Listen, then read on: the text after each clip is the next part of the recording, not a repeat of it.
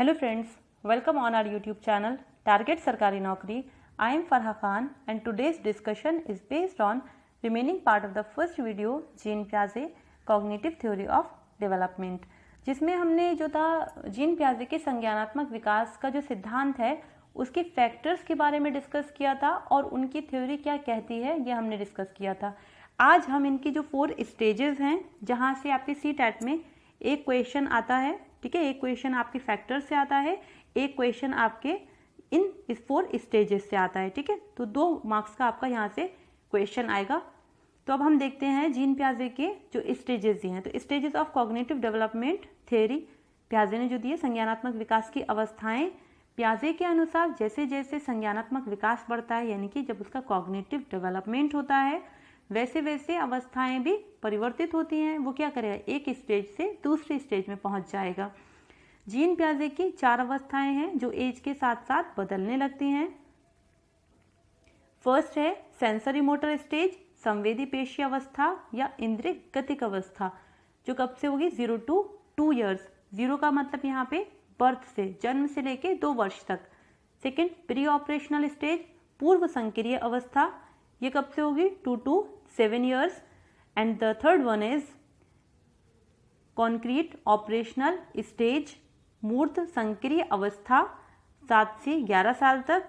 और last one formal operational stage, औपचारिक संक्रिय अवस्था 11 से 15 साल, या ये 15 से 20 साल, थोड़ा सा आगे और बढ़ सकता है, 20 साल तक हो सकता है। सबसे पहले स्टेज देखेंगे। देखिए आपका क्वेश्चन यहाँ पे आता है, इसके जो कैरेक्टर हैं, मतलब किस स्टेज में बच्चा कौन से एबिलिटी शो करेगा, कौन से उसके अंदर जो है कैरेक्टरिस्टिक पाए जाएंगे, वहाँ पे एक क्वेश्चन रख दिया जाता है, किसी भी स्टेज का एक कैरेक्टर, और चारों जो हैं स्टेजेस दे दी जाती हैं, ठीक है। आपका क्वेश्चन इस तरीके से आता है। तो यहाँ देखते हैं सबसे पहले सेंसरी मोटर स्टेज। ये सेंसरी मोटर स्टेज यानी कि यहाँ मतलब समझिए रिलेटेड टू सेंसेस, जो हमारी ज्ञानेंद्रियाँ हैं, ठीक है।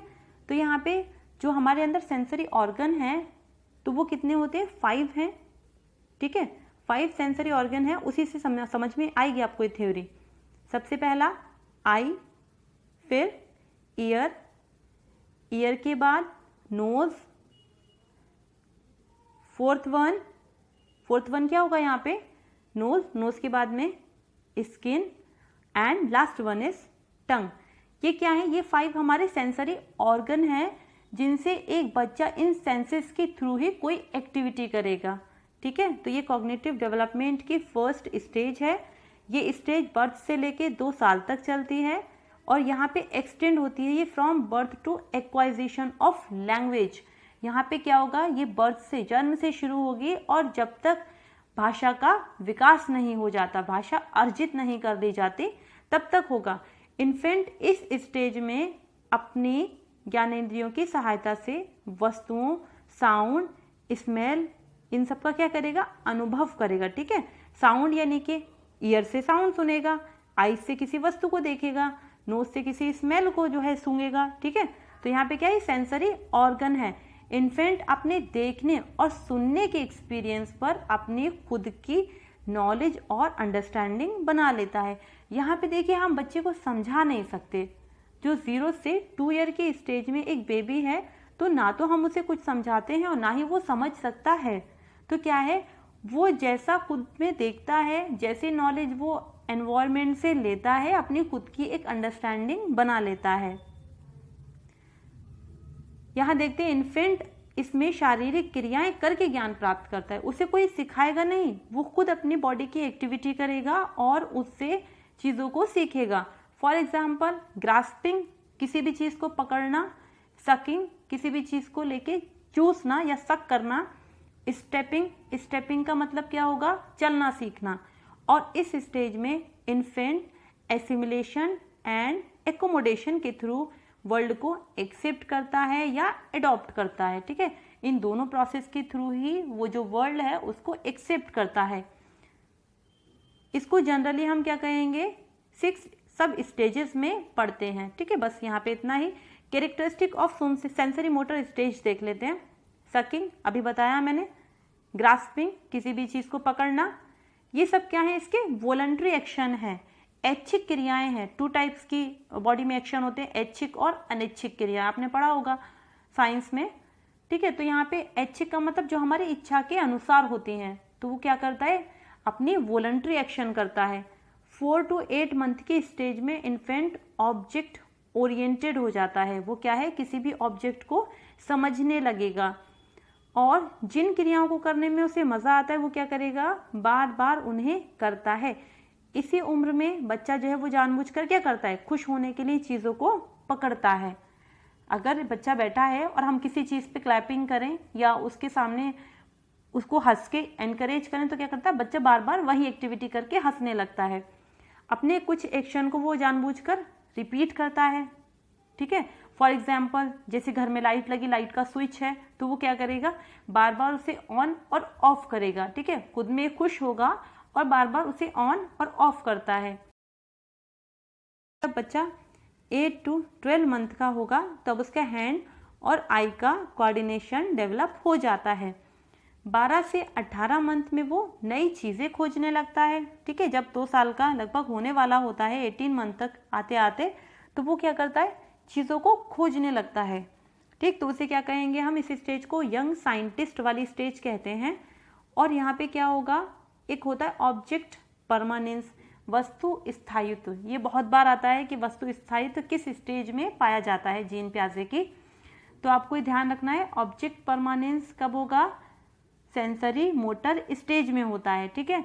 और वस्तु स्थायित्व का मतलब है कि कोई भी उसका खिलौना है और हमने उसे छुपा लिया, तो वो क्या करे, हमें पकड़कर उसे लेने की कोशिश करेगा, ठीक है।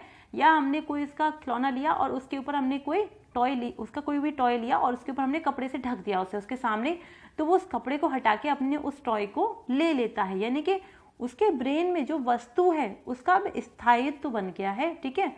और वो उसको पहचानता है और उसे लेने की कोशिश करेगा। साल तक चलती है, इसमें ही बच्चा भाषा बोलना सीख जाता है। वहाँ पे क्या होगा, एक्वाइजिशन ऑफ लैंग्वेज होता है फर्स्ट स्टेज में, सेंसरी मोटर स्टेज में। लेकिन वहाँ पे भाषा का पूर्णतः विकास नहीं होता, वहाँ पे शुरुआत कर देता है। एक बच्चा जब 2 साल का होने वाला होता है, 0 to 2 ईयर्स तक, तो वो क्या करता है, धीरे धीरे चीज़ों को बोलता है, ठीक है। अपने पेरेंट्स का नाम लेगा, ठीक है, या जो भी चीज़ें इजीली वो बोल सकता है उन्हें बोलने की कोशिश करता है। तो वहाँ से भाषा का जो अर्जित होना है स्टार्ट होगा। लेकिन जब पूरे कंप्लीट वो जो भाषा सीख जाएगा, वो कब सीखेगा, प्री ऑपरेशनल स्टेज में। बच्चा अपने आसपास की वस्तुओं और प्राणियों व शब्दों में संबंध स्थापित करना सीख जाता है। और बच्चे इस स्टेज में प्रायः किससे सीखते हैं, खेल से व अनुकरण से। अनुकरण का मतलब इमिटेशन करना, यानी कि दूसरों की नकल करके सीखना। प्यासे कहते हैं इस स्टेज में जो बच्चे हैं वो 4 ईयर्स तक, जब 4 ईयर्स के होंगे तो नॉन लिविंग थिंग को लिविंग समझ लेते हैं, ठीक है। तो यहाँ पे हमें एक टर्म आता है इसके लिए, एनिमिज्म, ANIMISM, ठीक है, एनिमिज्म। यहाँ पे क्या है कि कोई भी नॉन लिविंग चीज़ है लेकिन बच्चा उसे लिविंग समझता है, इस कंडीशन को कहते हैं एनिमिज्म। और इसमें जैसे देखा होगा आपने, फॉर एग्जांपल कि एक बच्चा है, उसको किसी चीज़ से चोट लग जाती है, ठीक है, वो टकरा गया, किसी दीवार से टकरा गया या टेबल से टकरा गया, तो वो क्या करता है, बाद में रिटर्न में उसके लौट के उसे मारता है, उसे पैर मार देगा। तो ये सब क्या है, उसे ऐसा लगता है कि इसने मुझे मारा है और इसको भी मैं मारूंगा तो चोट लगेगी, ठीक है। तो ये कंडीशन कहलाती है एनिमिज्म। लॉजिकल थिंकिंग अभी डेवलप नहीं हुई है, ये लॉजिकली सोच नहीं पाते हैं, ठीक है। 2 से 7 साल का बच्चा जो उसके लॉजिक हैं उनके अंदर वो लॉजिक नहीं लगा सकता, उसके अंदर वो थिंकिंग अभी डेवलप नहीं हुई है। ये देखिए आपका बहुत बार पूछा गया है, ईगोसेंट्रिक थिंकिंग। ये देखते हैं, ईगोसेंट्रिक थिंकिंग का मतलब आत्म केंद्रित समझ। बच्चे क्या करते हैं, अपने विचार को इसमें हमेशा सही मानेंगे, वो किसी दूसरे की कोई बात नहीं सुनेंगे। जैसे आपने देखा होगा कि कोई बच्चा है, वो जब टॉय देखता है, कोई पर्टिकुलर चीज़ देख ले तो उस पर बहुत ज़्यादा रोएगा, वो है बहुत ज़्यादा रोएगा, मानेगा नहीं किसी की बात। तो ये कंडीशन क्या कहलाती है, ईगोसेंट्रिक थिंकिंग, किसी भी चीज़ के लिए बहुत जिद करना। धीरे धीरे वो सिंबल को पहचानने लगता है, ठीक है। बच्चे रटकर सीखते हैं ना कि समझकर।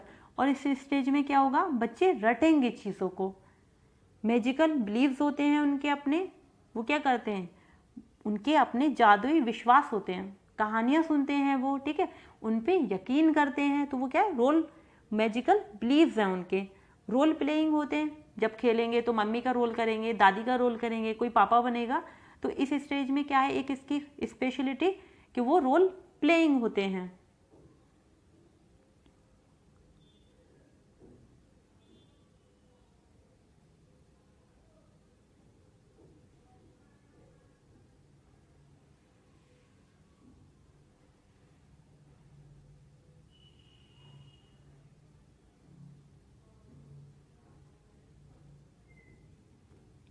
और एक और देखिए, इस स्टेज में जो है बच्चा क्या करेगा, क्वेश्चन पूछने लगता है, मतलब हर चीज में वो क्या करेगा, वाई, ऐसा है तो क्यों, ये ऐसा क्यों नहीं है, किसी भी चीज को पूछेगा तो वो बहुत सारे प्रश्न करेगा उसमें, ठीक है। अब यहाँ हम देखते हैं, यह है सेंसरी मोटर स्टेज, जहाँ पे ये बच्चा क्या कर रहा है, इसका हैंड और आई के कोऑर्डिनेशन से ये टॉय को पकड़े हुए है।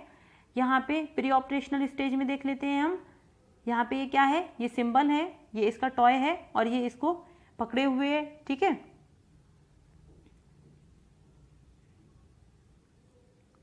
थर्ड देखते हैं हम कॉन्क्रीट ऑपरेशनल स्टेज, ठीक है। कॉन्क्रीट ऑपरेशनल स्टेज क्या है, इसकी थर्ड स्टेज है, 7 to 11 ईयर्स तक चलती है। कैरेक्टरिस्टिक देख लेते हैं इसके, अधिक व्यवहारिक होंगे व रियलिस्टिक होते हैं। यहाँ पे बच्चों क्या हो, उनके अंदर बहुत ज़्यादा व्यवहारिक होंगे। व्यवहारिक का मतलब अपना फ्रेंड्स ग्रुप बनाएंगे, लोगों से बात करना शुरू करते हैं और बहुत ही रियलिस्टिक होते हैं। जो मैजिकल बिलीव्स थे उनके, उन्हें छोड़कर थोड़ा सा वो रियलिटी में बिलीव करना स्टार्ट करते हैं। यहाँ पे ये क्या करेंगे, लॉजिक यूज़ करने लगेंगे। इस स्टेज में चाइल्ड की थॉट मेच्योर होने लगती है एडल्ट की तरह। यहाँ पे क्या है कि जो इसकी थॉट है वो एडल्ट की तरह होने लगेगी और तर्क शक्ति की क्षमता का विकास प्रारंभ हो जाता है। तर्क शक्ति का मतलब रीजनिंग एबिलिटी इनके अंदर आ जाती है। जबकि जो इससे पहले की स्टेज है प्री ऑपरेशनल स्टेज, उसमें जो लॉजिकल थिंकिंग है वो वहाँ पे अभी डेवलप नहीं हुई होती है। यहाँ देखिए, इस वाले जो ये वाली लाइन है, आप इसको अच्छे से ध्यान रखना, ठीक है। यहाँ पे क्या होगा, एब्स्ट्रैक्ट हाइपोथेटिकल थिंकिंग। जो ये एब्स्ट्रैक्ट हाइपोथेटिकल थिंकिंग है वो इनकी अभी भी डेवलप नहीं हुई है। हाइपोथेसिस का मतलब होता है परिकल्पना करना, ठीक है। तो जो एब्स्ट्रैक्ट परिकल्पना वाली जो थिंकिंग है वो इनके अंदर अभी डेवलप नहीं हुई है। इस स्टेज में क्या होगा कि जो बच्चे हैं वो संख्या बोध अर्थात गणित को जानना व वस्तुओं को गिनना शुरू कर देते हैं। उनके अंदर क्या होगा, देखिए वो लॉजिक लगाने लगे, ठीक है। लॉजिक लगाने लगे हैं तो क्या करते हैं, मैथमेटिक्स उनके सब्जेक्ट में होगा, वहाँ पे वो लॉजिक लगाने के बाद में अपने सवालों को सीखेंगे, ठीक है।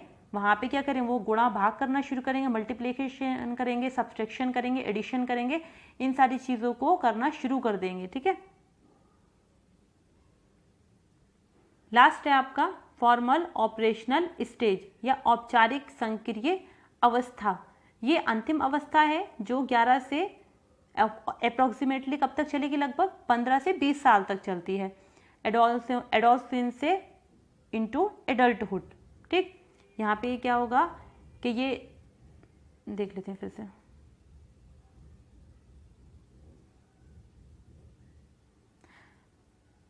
फोर्थ स्टेज है फॉर्मल ऑपरेशनल स्टेज। ये अंतिम अवस्था है जो 11 से अप्रोक्सीमेटली 15 से 20 साल तक चलेगी, यानी कि एडोलसेंस से एडल्टहुड की तरफ जाएगी। एज बढ़ने के साथ साथ बच्चों में क्या होगा, अनुभव बढ़ने से उनमें समस्या के समाधान की क्षमता भी क्या होगी, विकसित हो जाती है, ठीक है। जैसे जैसे उनकी एज बढ़ेगी उनका ब्रेन उसी रेशियो में, उसी प्रोपोर्शन में डेवलप होगा, ठीक है। और जब ब्रेन उनका डेवलप होगा तो क्या होगा, उनके अंदर समस्या, किसी भी प्रॉब्लम को सॉल्व करने की एबिलिटी आ जाएगी। उनकी थिंकिंग में एक सीक्वेंस डेवलप हो जाएगा। इस स्टेज में आके क्या होगा कि जो बच्चा है वो किसी भी प्रॉब्लम को स्टेप बाय स्टेप सॉल्व करेगा, ठीक है। इसमें बच्चा अपनी थिंकिंग को क्लासिफाई करना और उसको चेंज करना सीख जाता है।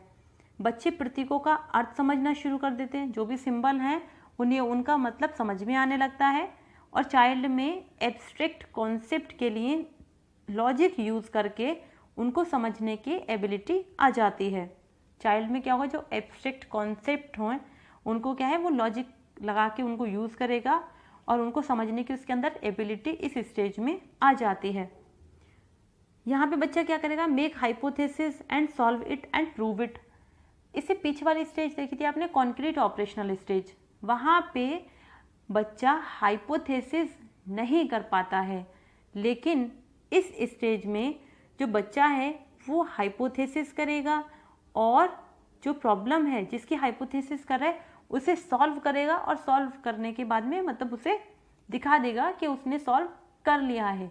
तो यहाँ पे क्या है, हाइपोथेसिस करने के बाद में उसको सॉल्व करने की एबिलिटी 4th स्टेज में आएगी, यानी कि जीन पियाजे के सबसे आखिर वाली स्टेज में। हाइपोथेटिक डिडक्टिव रीजनिंग डेवलप हो जाती है, ठीक है, यानी कि एक आगमनात्मक थी, एक निगमनात्मक रीजनिंग होती है, यह हम अभी नेक्स्ट लेक्चर में कभी डिस्कस करेंगे। तो यहाँ पे डिडक्टिव रीजनिंग यानी कि निगमनात्मक तर्क शक्ति उसके अंदर आ जाती है, परिकल्पना निगमनात्मक तर्क शक्ति डेवलप हो जाती है, फॉर एग्जाम्पल मैथमेटिक्स और साइंस के लिए। इसके बाद में है लास्ट मेटाकॉग्निशन। देखिए आपको ये टर्म भी याद रखना है। मेटाकॉग्निशन का मतलब होता है the capacity for thinking about thinking, यानी कि एक ऐसी एबिलिटी जिसमें जो बच्चा है वो किसके बारे में सोचेगा, उसके अंदर एक कैपेसिटी होगी कि एक सोच बनाएगा अपनी और फिर उस सोच के बारे में भी सोचेगा। जैसे जब बच्चे ने सोचा कि मुझे जो है अपना 10th के बाद लेना है साइंस स्ट्रीम, ठीक है, ये क्या है, ये उसकी एक पहली थिंकिंग है कि उसे साइंस स्ट्रीम लेनी है। बट अगर कोई इससे कहे कि आप साइंस स्ट्रीम तभी लेना जब आपका मैथ्स अच्छा हो और आपकी साइंस अच्छी हो, तब वो क्या करेगा, वो अगेन उसके बारे में सोचेगा कि वो मेरा मैथ्स और मेरा साइंस है, क्या वो मेरा अच्छा है या मेरे अंदर एबिलिटी है कि मैं उसे पढ़ लूँगा। तो ये कंडीशन क्या कहलाती है, मेटाकॉग्निशन। इसको हिंदी में यही बोलेंगे, वहाँ पे यही लिखे हुए आएंगे आपके।